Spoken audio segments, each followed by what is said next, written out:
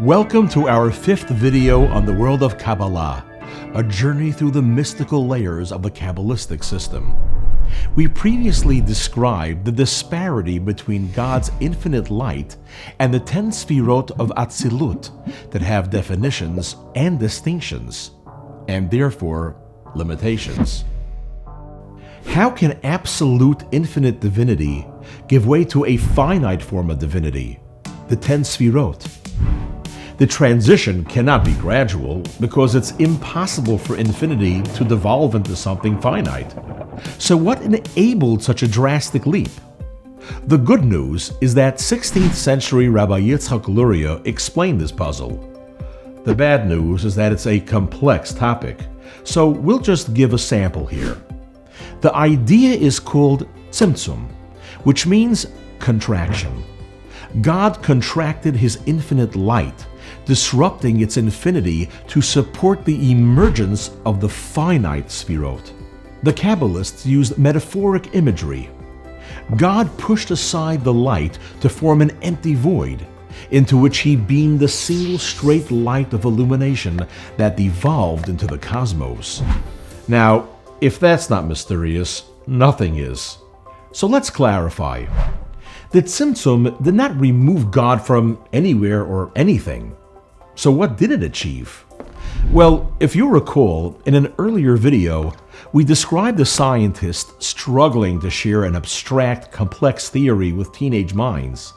He's forced to pause and rethink his presentation.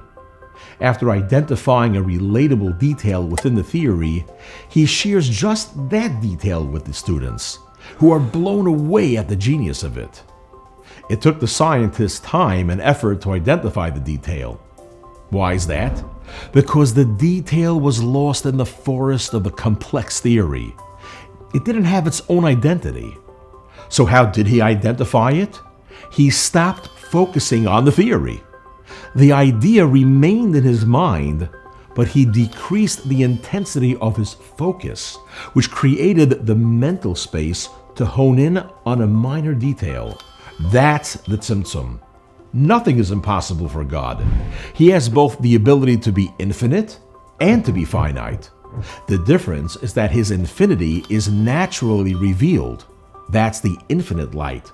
While his ability to be finite is lost in the background, like the scientific detail overlooked in the context of a complex theory.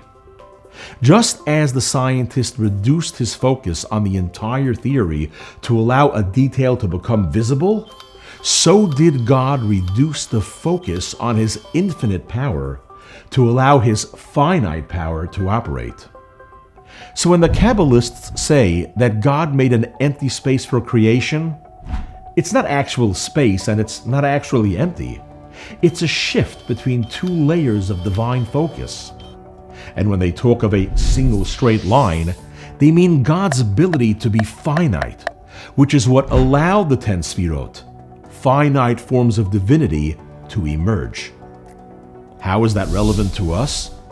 We exist thanks to the process of Tzimtzum.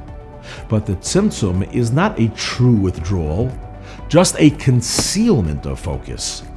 So even when we feel that God is withdrawn from our world, it pays to remember that we remain within God's infinite light, although it's concealed from our perception. Knowing that makes it easier to personally relate to God. And the fact that God initiated this drastic step of Tzimtzum to make space for our existence should inspire us to create space for His presence in our lives. After all, it's just a matter of focus.